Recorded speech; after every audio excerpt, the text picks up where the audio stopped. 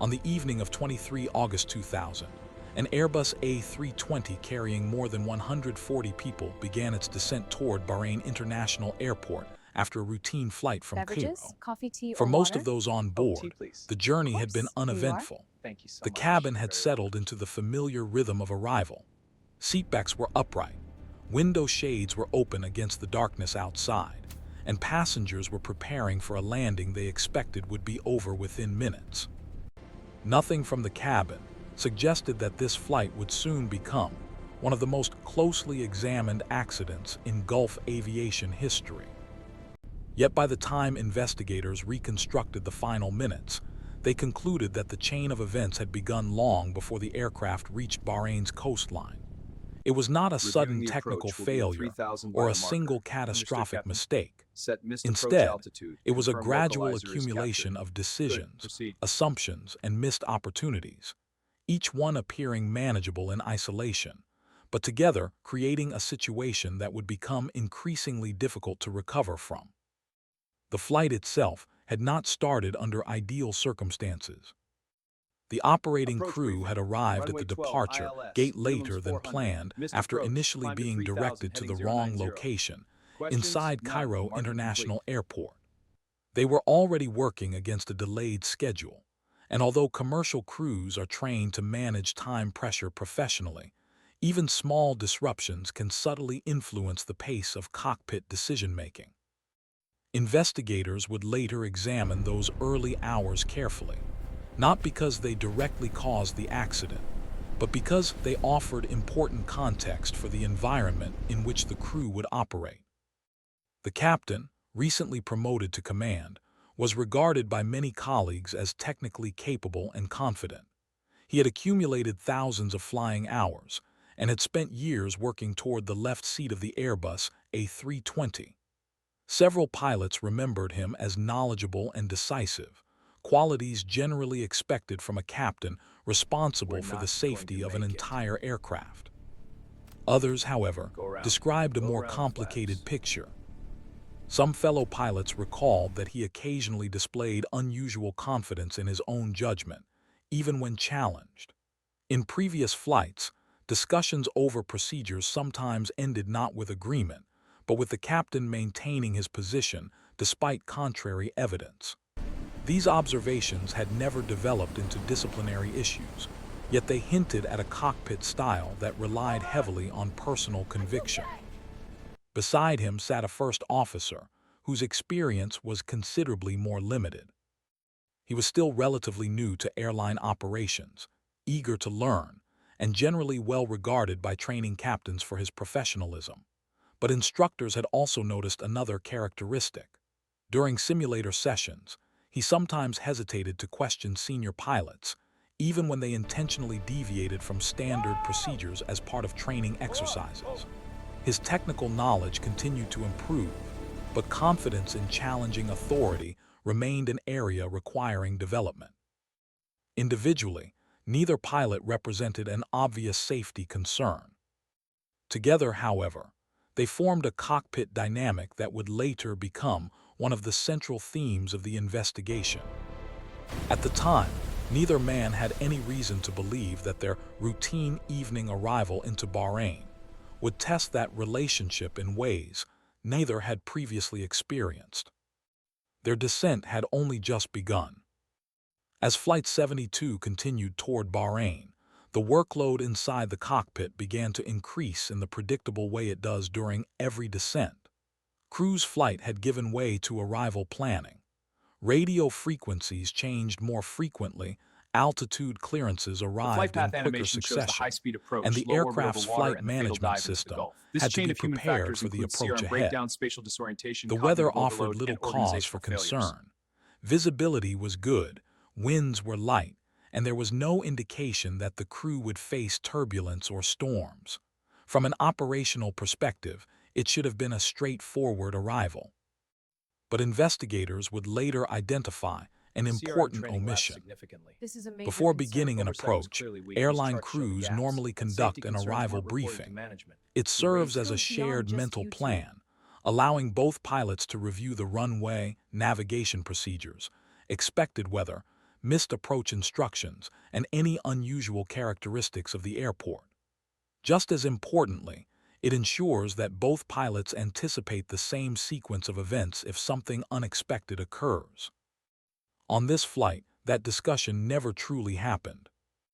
When the CRM approach training is now checklist reached the mandatory for all item pilots. confirming the We've briefing, expanded our simulator the scenarios. captain Stabilized acknowledged it approach as policies are complete, clearly posted. despite Managers the ensure improved conversation oversight. having been An open largely reporting skipped. culture is encouraged. It was a small moment, easy to overlook in real time, yet it quietly removed an opportunity for the crew to synchronize their thinking before one of the busiest phases of flight. Bahrain's runway 12 required a non-precision approach. Let's Unlike review the weather modern and instrument NOTAMs. approaches Agreed. that I'll monitor provide the systems. continuous Flaps set, vertical speeds checked. guidance, this Stabilized. procedure Landing checklist demanded complete. greater attention Runway from in sight. both pilots. Clear to land. The captain would manually manage the descent profile, while the first officer monitored altitude, distance, and approach fixes, calling out deviations before they became significant. Success depended not only on accurate flying, but on disciplined teamwork. As the aircraft descended through lower altitudes, the captain programmed the remaining approach data into the flight In the management wake of Flight computer. 072, The system global calculated CRM target requirements speeds and immediately. descent Stabilized constraints approach based on policies the are Go-around aircraft's procedures weight were and emphasized in training, configuration. a lasting legacy Everything of safer appeared skies. routine.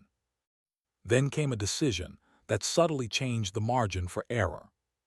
In many parts of the world, aircraft descending below 10,000 feet are required to reduce speed to 250 knots. Bahrain's airspace did not impose that restriction at the time, allowing crews greater flexibility. Even so, experienced pilots typically began slowing well before the final approach.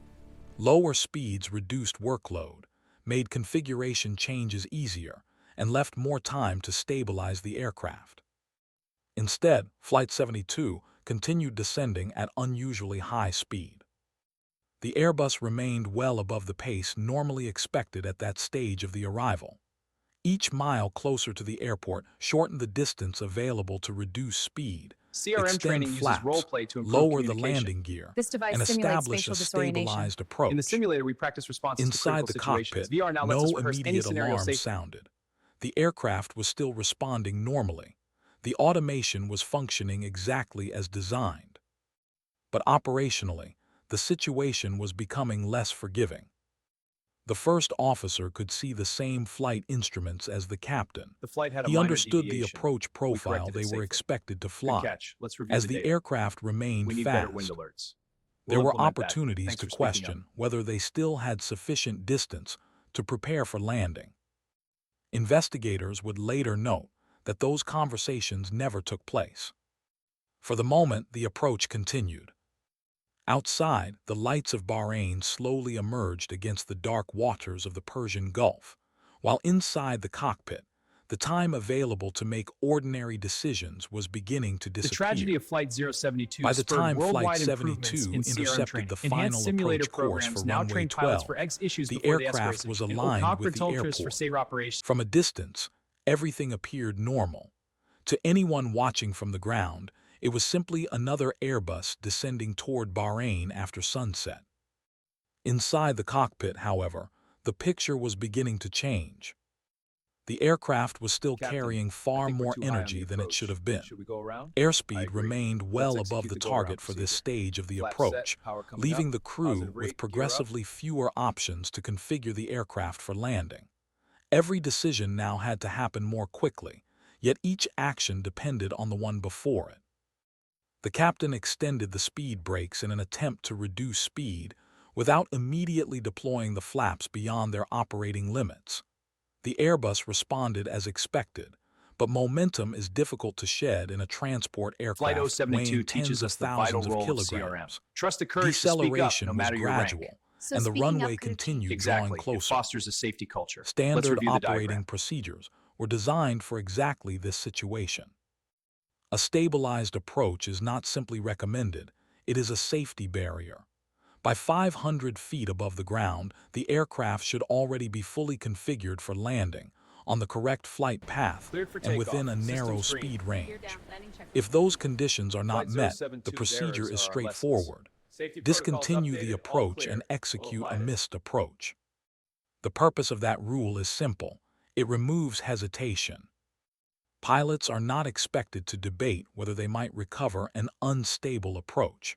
The decision has already been made for them before the flight even begins. As Flight 72 descended through the final few miles, that margin continued to disappear. Rotate, positive rate, The crew gear up. finally reduced speed enough to begin extending the flaps, followed shortly by the landing gear. Each configuration change helped slow the aircraft further, but each one was occurring later than normal. Rather than arriving at the final approach fully prepared, the crew was still trying to configure the airplane while rapidly running out of distance. The captain disconnected the autopilot and took manual control. Outside the windshield, the runway lights stretched ahead into the darkness. Inside, both pilots focused on airspeed, altitude, and descent rate. The workload had increased significantly. Radio calls, aircraft configuration, visual references, and flight path all demanded attention simultaneously. As the aircraft descended below 1,000 feet, it became increasingly difficult to ignore the situation. The Airbus was still not stabilized. Its speed remained above target, the descent profile was compressed, and the sequence of actions that normally unfolded in an orderly manner had become rushed. None of these conditions alone guaranteed an accident. A go-around remained a routine, safe, and professionally accepted option. For several more seconds, however, the approach continued.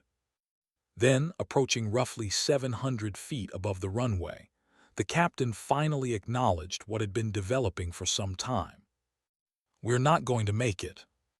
It was an important recognition, and despite coming late, it was still recoverable. Commercial pilots are trained to abandon unstable approaches without hesitation.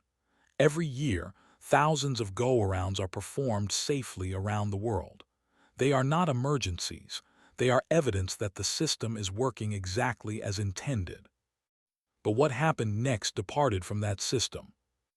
Instead of following the published missed approach procedure, which required climbing straight ahead before repositioning for another attempt, the captain proposed something different. He instructed the first officer to inform air traffic control that they would perform a 360-degree orbit near the airport before attempting another landing. The request itself surprised controllers. Turning a large passenger aircraft at such low altitude, so close to the runway, introduced unnecessary complexity into a situation that already had a standard solution. Yet clearance was issued, and the Airbus began banking left over the dark waters of the Persian Gulf. At that moment, neither pilot could know that the decision to improvise, rather than follow a procedure practiced countless times in training, had transformed a manageable, unstable approach into something far more difficult to control. The most demanding phase of the flight was only just beginning. The left turn carried Flight 72 away from the runway and out over the Persian Gulf. Below the aircraft, the sea reflected almost no light. Above it, the night sky offered few visual references. Beyond the glow of Bahrain's coastline, the horizon had effectively disappeared. For pilots, these conditions demand absolute trust in the flight instruments. Human senses are remarkably poor at determining an aircraft's attitude when external visual cues vanish. The inner ear can detect movement, but it cannot reliably distinguish between acceleration, climbing, descending, or banking once visual references are lost. That is why instrument flight procedures exist, to replace perception with objective information. The Airbus itself remained fully capable of completing the maneuver. Its flight control computers continuously monitored the aircraft's attitude, protecting it from many handling errors while translating the captain's side-stick inputs into smooth control surface movements. Under normal circumstances, only small corrections were needed. The aircraft was designed to respond precisely, not aggressively. But the captain's control inputs became increasingly forceful.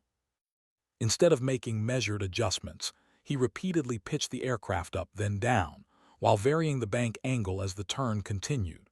The aircraft responded exactly as commanded, climbing briefly before descending again. Passengers felt the changing forces as the cabin alternated between moments of unusual heaviness and near weightlessness. Drinks shifted on tray tables. Conversations stopped. Many simply assumed the turbulence was part of the go-around. Inside the cockpit, the workload was rising far more quickly than either pilot could comfortably manage. The captain had abandoned a published procedure in favor of an improvised maneuver at very low altitude. That single decision created a series of new tasks that demanded immediate attention: maintaining altitude, controlling speed, judging the turn radius, monitoring the aircraft's energy, communicating with air traffic control, and preparing for another approach, all simultaneously. Investigators would later conclude that this growing workload gradually narrowed the crew's ability to process new information. The first officer remained largely occupied with monitoring systems and radio communications. He continued carrying out requested actions promptly, but there was still no meaningful challenge to the captain's decisions. The cockpit had become increasingly one-directional, with decisions flowing almost entirely from the left seat. Crew resource management is designed to prevent exactly this situation. Modern airline operations rely on two pilots not because one cannot physically fly the aircraft, but because complex situations benefit from independent thinking. One pilot flies. The other monitors, questions assumptions, catches errors, and offers alternatives before small problems become larger ones. On Flight 72, that safety barrier was quietly weakening. As the aircraft continued its orbit, its altitude fluctuated significantly. At one stage, investigators calculated that the Airbus descended to only a few hundred feet above the water. The margin separating the aircraft from the sea had become uncomfortably small, yet the captain continued trying to reposition for another landing rather than climbing away to reset the situation. Eventually, the runway lights came back into view. The first officer pointed them out as the aircraft emerged from the turn, but the orbit had not unfolded as the captain intended. Instead of rolling out neatly on the extended centerline, the Airbus remained offset from the approach path and still required further maneuvering to align with the runway. The captain attempted another correction. He increased the bank angle again, adjusted pitch repeatedly, and tried to regain a stable flight path.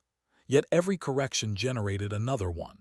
Rather than reducing workload, each maneuver added to it. Airspeed, altitude, heading, and aircraft configuration all demanded attention at once, while the available time continued to shrink. Within seconds, it became clear that a second landing attempt was no longer realistic. The captain finally called for another go-around. It was the correct decision, but unlike the first missed approach, this one began after nearly a minute of escalating workload, low-altitude maneuvering, and mounting disorientation. What should have been a routine escape from an unstable approach was now unfolding under conditions that had fundamentally changed the crew's situational awareness. The aircraft responded immediately as engine thrust increased. What happened next would depend not on the Airbus, but on what the pilots believed the aircraft was doing. As the captain initiated the second go-around, the Airbus responded exactly as it had been designed to. The engines accelerated toward takeoff thrust, producing a powerful surge of acceleration.